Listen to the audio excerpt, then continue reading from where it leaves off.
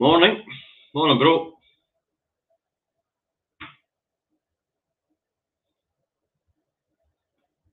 Hi, Ricky.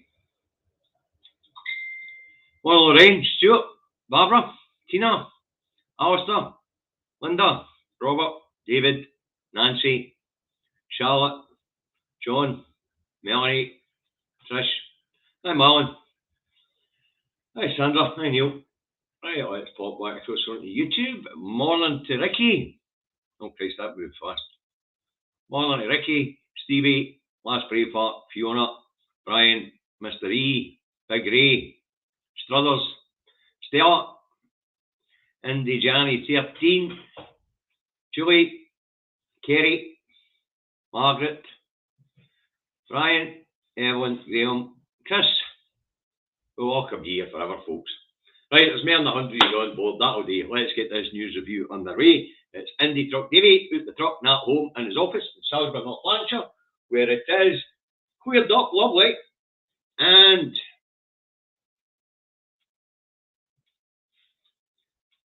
8 degrees, quite chilly today, but it's a lovely bright morning. So that's the weather forecast for Salisbury, North Lanarkshire. You want to know what the weather's like where you are? Look at your rain, bloody windy. All right. Right, Monday started with a mixed bag in the rags, eh? So let's have a wee look.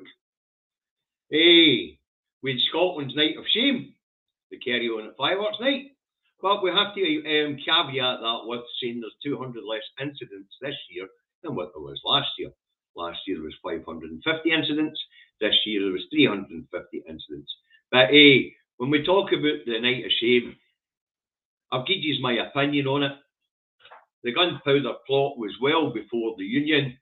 Why it's being celebrated here in Scotland, I have no idea. Just ban the bloody thing. You know, I mean, these industrial-sized fireworks these days, they've got sheep draughting dead in the fields. They've got dogs draughting dead, cowering under beds. Wow. Mental. Hey, so that was Scotland's Night of Shame, okay. And the Herald says, ferries crisis. Ease ferry crisis by giving islanders cheaper air travel. Not a bad idea, maybe what a wee look at. Depending on the size of the airport, can you get goods in that way? That sort of thing. Okay, the eye says, biggest ever nurses strike would hurt A&E patients. And this is the news that 300,000 nurses are being balloted across, or have been balloted across the UK, and they're going to go on strike. Now, it's not just going to hurt people in A&E, obviously. It will be crippling to the National Health Service right across the board. But these people deserve better. At least here in Scotland, we're doing the very best at the very edge of our budget to give them everything we can, because they bloody well deserve it. Down that road, couldn't give a shite. I think they've been offered 4.5% with inflation. The RPI is running at 10.4%. Mental food price inflation is running at 15%. They're offering them 4.5%. Here we're offering them between 7 and 11%, depending on the pay grade. We are trying, but as it's been said, run out of room in the budget. It is a fixed budget. It's set by the House of Thieves and Carpetbaggers, and they're refusing to adjust it to inflation. Right, the Scotsman tells us the UN warns of sea level rises after record hot last 8 years. So the ice caps are melting, kids. All this climate stuff that we've been ignoring for 50 years is coming to pass. I mean, even back in the 80s, we knew about the melting ice caps. We knew about the problems with emissions. That's why CFCs were taken out of circulation. I think that's what they're called, CFCs, the stuff that used to be in my fridges. Remember, all had to be changed. We've known about this stuff. We've ignored that. Now, sea levels are rising. That'll lead to mass movement. The planet's drying up. Will lead to mass movement, and it'll lead to probably wars over resources and crap like that. How very stupid are we as a species? Right, the Telegraph says Britain opens doors to climate reparations. Scotland started that a couple of years ago. try to help in the battle to save these islands from going under sea, even if it means building big bloody walls around them to preserve the biosystems inside. Absolutely mental, their behaviour. Right, the Times says billions of foreign aid to be spent in UK to deal with asylum seekers landing in Kent. Well, to be honest with you, at this point in time, asylum seekers is the only thing that's getting into Kent on time. Brexit's been a bloody disaster. Notice when you go to the supermarket and buy your vegetables, they're rotting within a couple of days instead of lasting that 7-8 days in the fridge. Aye, well, food's getting trouble getting into the UK, but asylum seekers, take back control of your borders, kiddies. Brilliant. Hey, the Looney Rag the Express says, cancel cop cuts or lose control of your streets. Wow, what sensationalist bollocks is this? Crime, reported crime, and even clearing up crime is at a record bloody low and high. The cops are catching more people, and the amount of crime that is going on is at a 44-year low. And we get the piss in the Looney right-wing rags. He couldn't make it up. Okay, the other Looney right-wing gammon rag, the Daily Fail, tells us we are outraged over prisoners having access to mobile phones. Now, the scheme was introduced in 2020, folks, and it was introduced for a serious reason. And that serious reason was that prisoners were cut off with their family outside. They couldn't have prison visits. It was decided that giving them mobile phones to keep family connections alive was a good idea. And as it turns out, it seems to have been. Family bonds are one of the things that stops reoffending, by the way.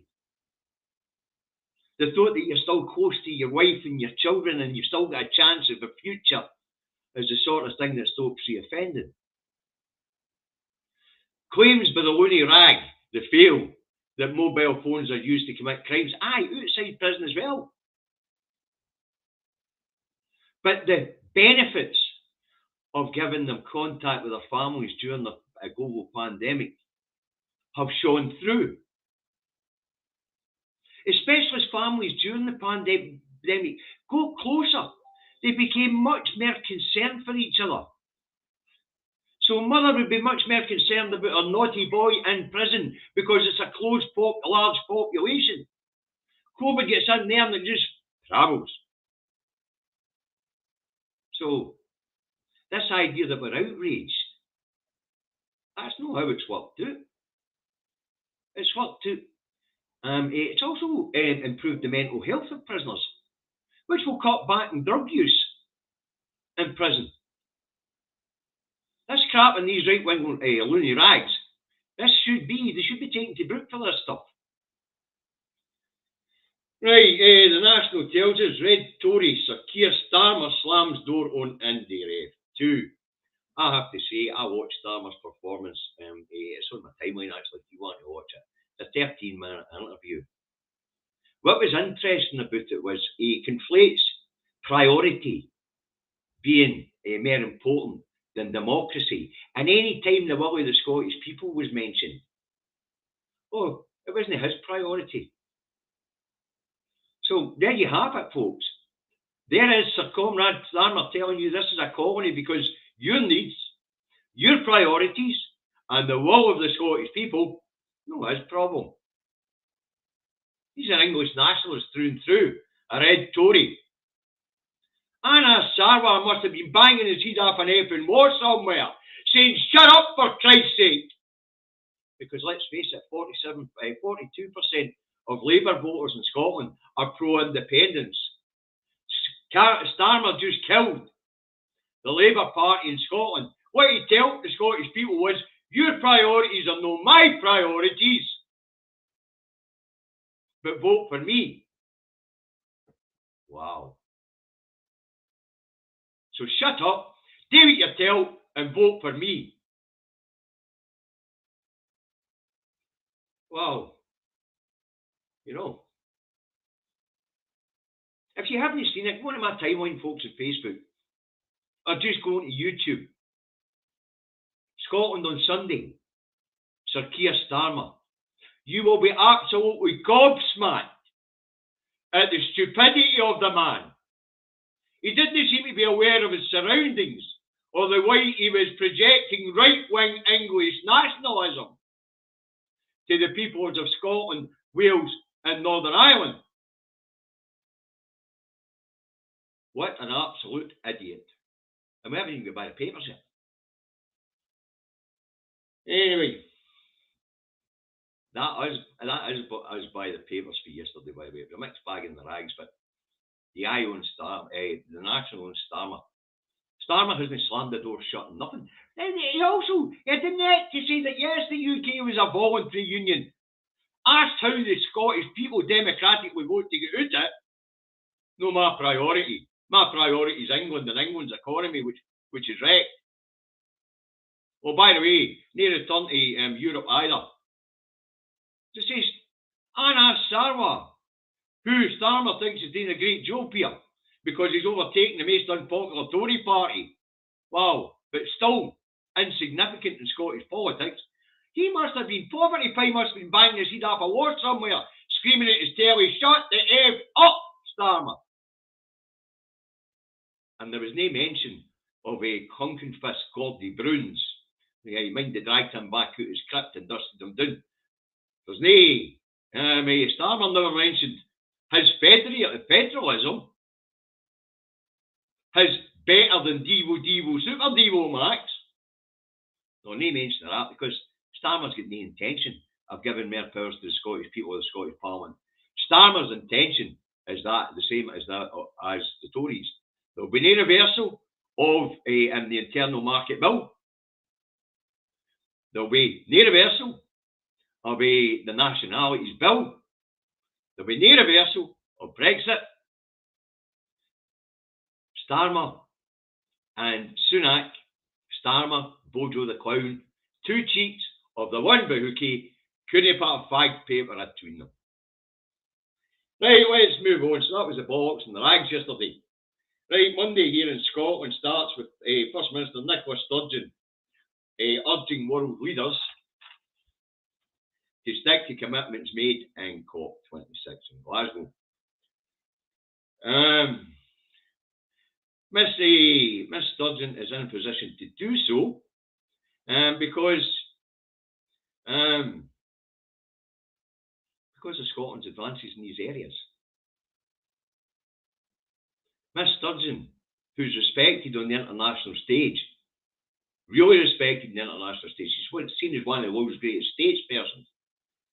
She opens her gob on this issue. That's because she has a position to do that, thanks to the SNP, including Mr. Salmond, and their policies in green infrastructures. Westminster has done its very best to cripple it, but well respected, so she's urging world leaders. But, will they pay attention? Probably to her. We'll get to Sunak speaking to them shortly. But,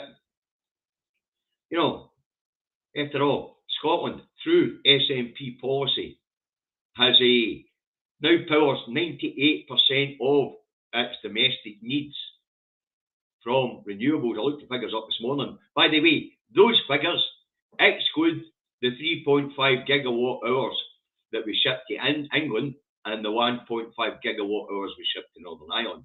So that's excluding exports. We power 98% of our domestic needs from renewables.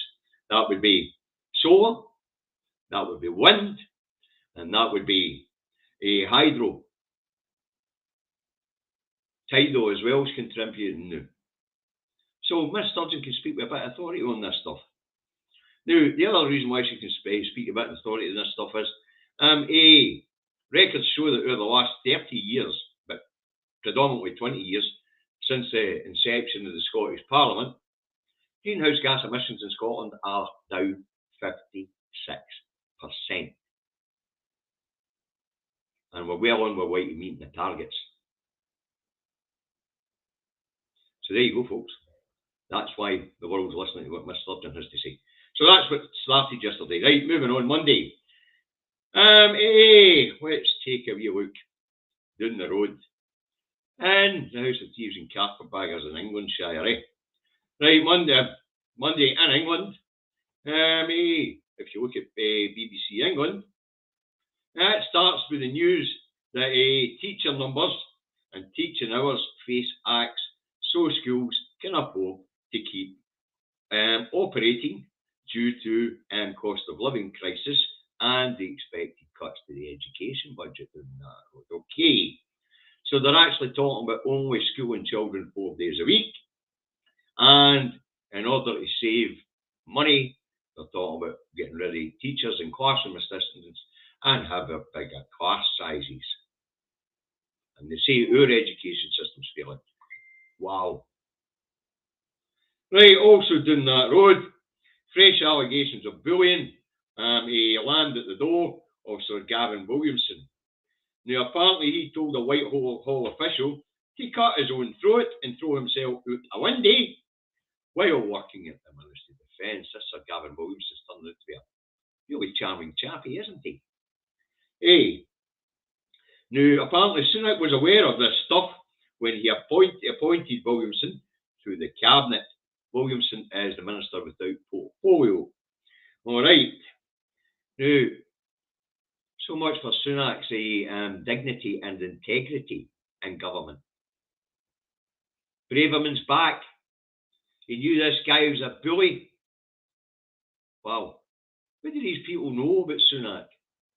Are we back in a situation where Sunak's not going to be able to get rid of anybody? Because let's face it, he is just Bojo Mark II.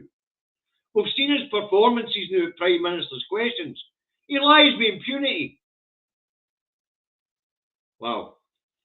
So much for integrity, yeah. Also down that road, Sunak's at COP26 in Egypt, where he tells world leaders that Ukraine was the reason for a quicker transition to greener energy. Now, what happened when Sunak said that was the auditorium burst out laughing.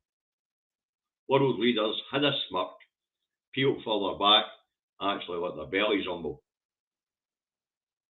Now, why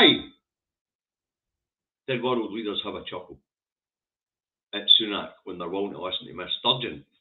Well, England refuses to go down the green avenues, and the Tories have just issued 900 new licences for oil and gas exploration in the North Sea.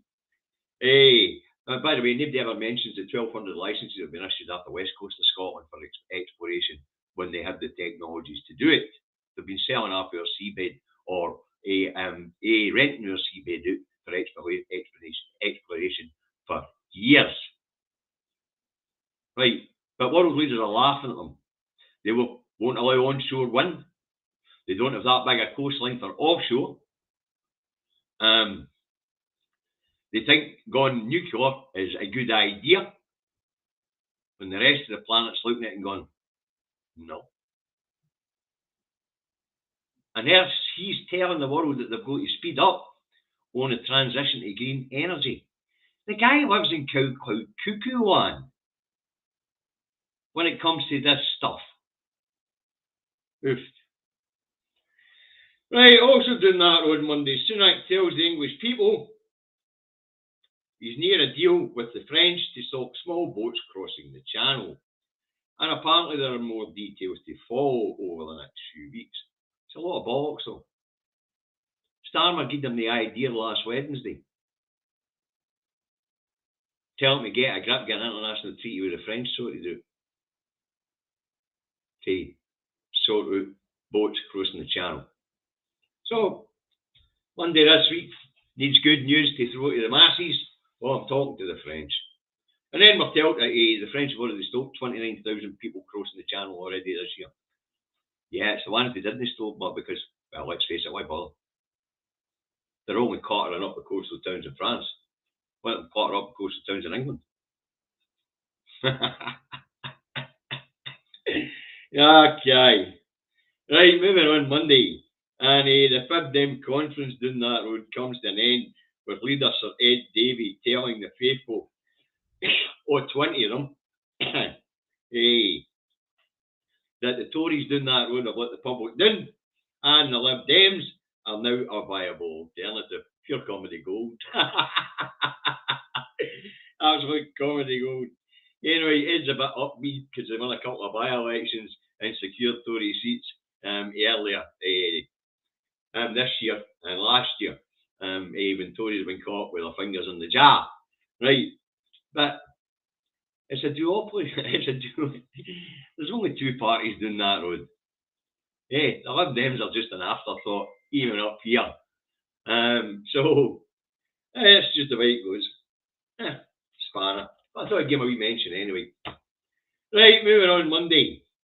Down that road, Northern Ireland Secretary and Governor General Chris Heaton Harris, a double-barreled name, kicks new elections in Northern Ireland into the long grass. The election will now take place in February 2023. Why? Well, Sunak's administration has reopened talks on the protocols. The DUP won't like it, but the protocols are here to stay. I've said that before, but it's comedy gold. I could just see Sammy Wilson's cranium taken up into orbit again. Brilliant. Right, let's have a wee look at the news in Scotland, will we? On Monday. Monday, AI diagnosis to speed up lung disease diagnosis. All right. Now, the tech was developed to detect COVID at the University of the West of Scotland in 2020. All right. Professor Naeem Razim said the tech can be used to quickly diagnose other respiratory problems, and hopefully including cancer. Now, the artificial intelligence can be pre-programmed to detect diseases from X-rays. Right? Now, it takes a couple of minutes, that's all, for this program to read the X-ray, do the computations, and spit out its diagnosis. 2 minutes. Now, the thing about this machine is it's 98% accurate. Being able to get diagnosis that quick is going to speed up early treatment in respiratory diseases. And this is a technology which is catching the imagination of the world. Once again, Scotland at the forefront of medical advances. And the factors in respiratory disease, well, that's not really a surprise. We have a damp climate, a cold, damp climate. Things like pneumonia, flu, COVID's did no bad. Basically, COVID viruses, right enough, all the way across the board, have done well in our environment, our climate. So, the fact that Scotland is at the forefront of respiratory diseases and medical advances in respiratory diseases is not that big a surprise, actually, because we're, after all, bright, intelligent people. Right, moving on, Monday, workers at Glasgow Uni accept new appeal deal, averting strike action at the university. So that'll be one that's strapped out. Glasgow settled with its janitorial cleaning, a kitchen, and librarians for all it. Right, moving on, Monday, this one's a cracker. This cracked me up, this one, so that's why I'm mentioning it. A Monday Perth New Museum gets named. And what's the name of the museum? That's right, Perth Museum. Apparently, it was put out in public consultation. There was a lot of nonsense battled back and forth, but they've decided that the proper name for the museum in Perth is Perth Museum. I just thought you'd like that one for a wee laugh, you know. Right, moving on Monday here in Scotland, and the Greens publish their alternative prospectus for an independent Scotland. Right, the Scottish Government have issued a couple of papers so far. You'll be aware of them. And the Greens are part of the Scottish Government, so they were involved in those particular papers as well. But they've issued their own prospectus. It's 11 pages long, and it's got some interesting ideas. So, the Greens would not join NATO. They would have a vote on ending the monarchy. Now, like the SNP, they advocate for full EU membership. The Greens would change the voting system to fully proportional system. They would introduce a universal basic income and a 4-day working week. Now, if you want to look at the document, it's easy to find out there. Okay, use your search engine. None of it's costed. But so what? It's aspirations. It's a prospectus. And like any plan's subject to change at any point in time, even at any time in life. Right, let's move on. Monday, also here in Scotland, NHS Border says it's monitoring an outbreak of scarlet fever. The health board says numbers are unseasonably high. Now, the disease mainly affects children under 10, but people of any age can catch it or contract it. Right, scarlet fever is a bacterial illness and can be successfully treated with antibiotics. Right, symptoms are sore throat, headache, high fever, flushed cheeks, swollen tongue, and a distinctive pink reddish rash by day 3 of the infection. So if you're in the Borders area and you've got these symptoms, which could be mistaken for common flu symptoms at this time of year, but just be careful. On day 3, you're not feeling well, check yourself for a rash. And if you've got a rash, get yourself down a doctor and you'll be issued the proper antibiotics to bring it under control. Okay. Or to cure it. Right, moving on. Monday, here in Scotland, 3 colleges under the banner of the University of Highlands and Islands to merge.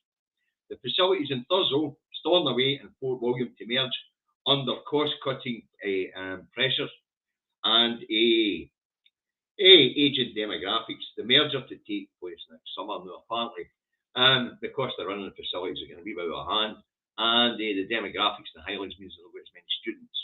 But the move would involve 5,000 students. A lot of it won't involve actual physical travel. After all, during the pandemic, universities have been very successful at teaching online. All right, so they will merge under cost cutting in order to keep it viable for the 3 colleges to operate. They're going to operate as one college. There was no suggestion of a new name, but as I say, the 3 colleges or campuses operate under the University of Highlands and Islands. Okay. Right, okay, Monday, let's nip back down to the House of Thieves and Carpetbaggers. And there's a ministerial statement on the state of play at Marston Immigration Centre in Kent. Sorry, I think it's a processing centre for migrants in Kent. All right. Robert Jenrick tells us that the numbers are back to 1,600 people on site. The rest having been moved to hotel accommodation around the UK. Afterwards, a debate on what the Tories frame as illegal immigration gets underway. One Tory, Lee, what was his name? Anyway, one Tory suggested tented villages to house asylum seekers. Tented villages. We're coming into winter. And Tory MP Lee Anderson, member for Ashfield and Easton, suggested breaking international law and just shipping them back to whence they came on the day of their arrival. Ow, absolutely stunning. Some of the vile stuff that was coming for the Tories yesterday, and that debate was well, those 2 particular suggestions are memorable. One, stick them in tents, probably in rural areas in the north of Scotland, freeze them to death. And the other one, stick them on planes and ship them straight back, breaching international law. Brilliant. Okay. Right, let's move on. Right, Monday. Let's have a wee look further afield into a wee bit international geopolitics, all right? Now, Monday, a lot of speculation on the midterms in America, which are going on today, all right? And those midterms have got geopolitical implications, especially for a certain country who's in conflict with Russia, but we'll get there. Anyway, how does it work? Well, generally midterms, midway through what they call a presidential term, all right? Now, in the midterms, they vote for 435 Congress men stroke women and 100 senators. At the moment, the Democrats, because it's a two-party system out there as well, basically, the Democrats hold both houses, but there's only a couple of seats in it. Now, if the Republicans can take either house, Donald Trump's going to throw his ring in the Republican hat to run again in 2 years' time in 2024. Oof. Now, that would definitely have implications for the Ukrainian war. Donald Trump is a Putin fan, and it's alleged that Donald Trump's presidency happened because of Putin's influence in politics in the US. How much truth there is in that? Not 100% sure. But the idea of another 4 years of the Donald, yeah, hey, I might like a good laugh at some things, but that's just not worth contemplating, to be honest with you. It really isn't. Yeah, okay. Anyway, speaking of Ukraine, it's being reported that the Ukrainian forces are advancing on the port city of Kherson. Now, this is the only major city the Russians have taken since they have entered Ukraine, and the conflict started on February 24, 2022. Now, Putin has offered the evacuations of civilians from the city, saying civilians must not be in harm's way. Zelensky says his population is being deported to Russia. Now, the reason why they're using the term deported to Russia is because that would be a war crime to relocate civilians, especially if it's against their will. But it looks like the Ukrainians are making advances. Putin's digging in for a battle for the city. Things are not going well for Putin at home. There's more and more dissenting voices there as well. But the Trumpster being back, if this conflict goes that long, oof. That would be an end of the US aid to Ukraine. Right. Moving on. Right. Finally, for Monday, this one's quite serious, kids, especially if you live in England or Wales. And if you're unaware of this, it's time to sit up and pay attention. We've been warning you for Scotland about this stuff. Your civil liberties in England are being eroded. We've been trying to tell you. But what do us jocks know? Shut up, jock, get back in your box. The reason we're trying to break the system is to protect you, our cousins and neighbours. Get off your bloody knees. Anyway, Monday, UK court issues restriction order under new powers to crack down on protests. All right, the injunction was granted to National Highways and applies to strategically important roads around London. Now, meaning the M25 and approach roads into London. There's been a couple of climate activists,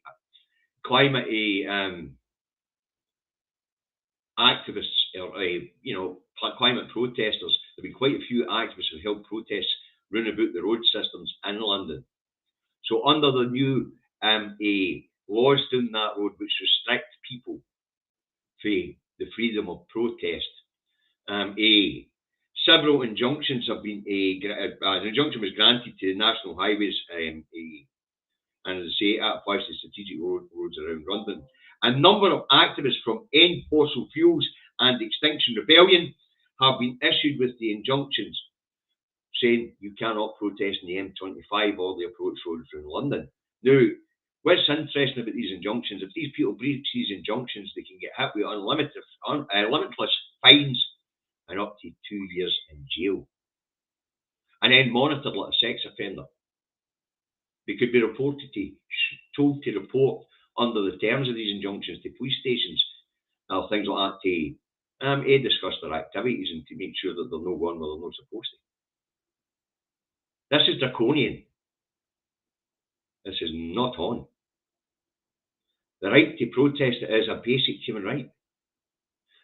Protests are meant to disrupt. Protests are meant to be loud. Protests are meant to get attention. This is fascism. Fascism doesn't arrive with its boots on, with a brown shirt and a dodgy symbol on the sleeve. It creeps in hushy. You know, we can't have them disrupting the public. They're trying to save the bloody public. That's the point of idiot being at COP26.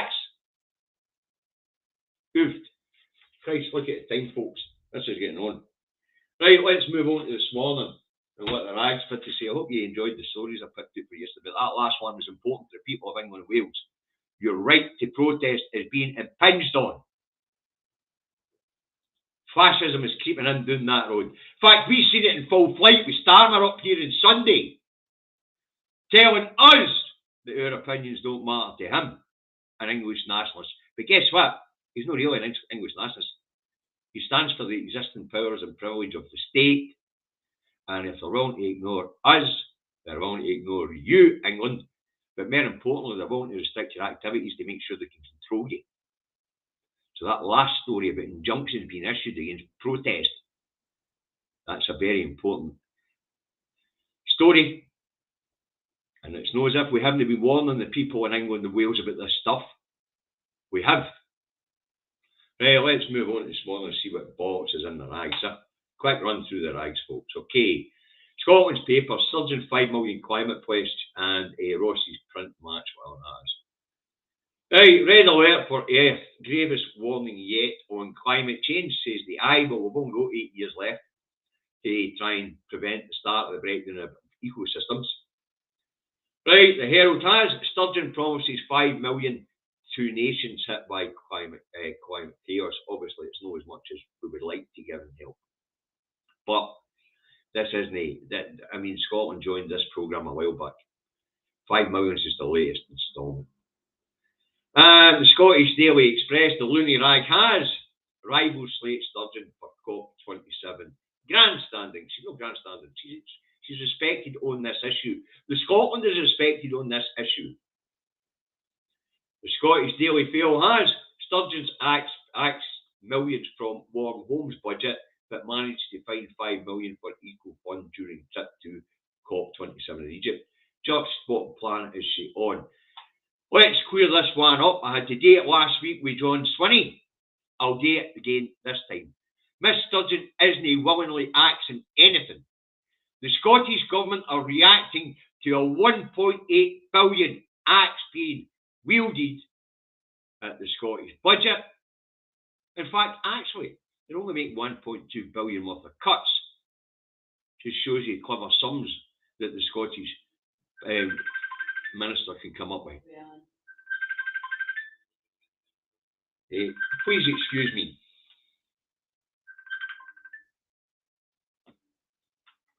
I do apologise for that. So, what planet is she on? What planet is she on? Well, turn this thing off. Sorry, folks.